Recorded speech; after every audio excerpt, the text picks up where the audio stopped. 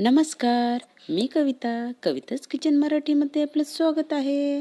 आज आपण उपवास स्पेशल वडे बनवणार आहोत. तेही एकदम झटकेपट, खायला एकदम टेस्टी आणि कुरकुरीत लागणारे.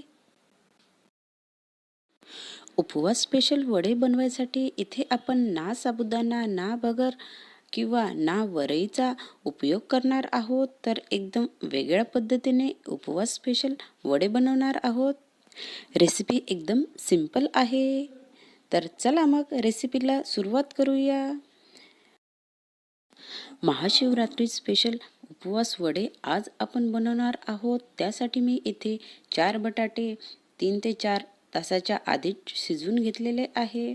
जर आपण बटाटे वेळेवर शिजवले तर त्यामध्ये पाण्याचा अंश जास्त राहतो.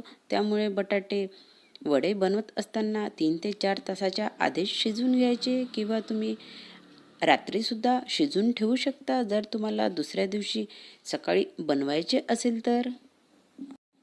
आता सर्व बटाट्याची साल काढून घेऊया. तुम्ही बघू शकता इथे आपण सर्व बटाट्याची साल काढून घेतलेली आहे. आता हे सर्व बटाटे हाताच्या साहाय्याने छान बारीक करून घेऊया. बटाटे छान शिजले की ते लगेच बारीक होतात. कुठल्याही मॅशरची गरज पडत नाही.